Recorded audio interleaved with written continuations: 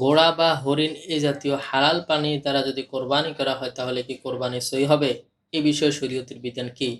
অত্যন্ত গুরুত্বপূর্ণ প্রশ্ন। উত্তর হচ্ছে হরিণ খাওয়া হালাল এই বিষয়ে সমস্ত ফোকায়ে কেরাম একমত, তবে ঘোড়া খাওয়া হালাল এ বিষয়ে ওলামায়ে কেরামের মধ্যে দ্বিমত রয়েছে।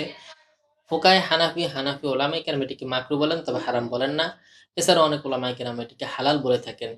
আর যে কোনো প্রাণী হালাল হলেই যে তার দ্বারা কোরবানি করা যাবে বিষয়টা এমন নয়, বরং শরীয়ত যে সমস্ত প্রাণীকে কোরবানি করার জন্য অনুমোদন দিয়েছে সেগুলো দ্বারাই কোরবানি করতে হবে। অন্য প্রাণী দ্বারা কোরবানি করলে কোরবানি সহি হবে না। ৬টি পশু দ্বারা কোরবানি করা জায়েজ এবং এই ৬টি পশু দ্বারাই কোরবানি করতে হবে।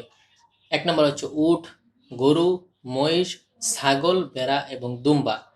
বড় তিনটি প্রাণী উট, গরু এবং মহিষ, এই তিনটি প্রাণীর ক্ষেত্রে সর্বোচ্চ ৭ জন শরিক হয়ে কোরবানি দেওয়া যাবে এবং ছোট যে সমস্ত প্রাণী আছে ছাগল, ভেড়া, দুম্বা এগুলাতে মাত্র একজনের পক্ষ থেকে কোরবানি করা যাবে, এতে একাধিক শরিক যুক্ত করা যাবে না।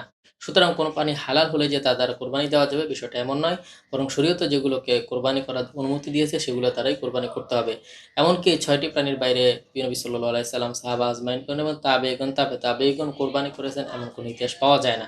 সুতরাং এগুলো দ্বারা কোরবানি করলে কোরবানি সহি হবে না।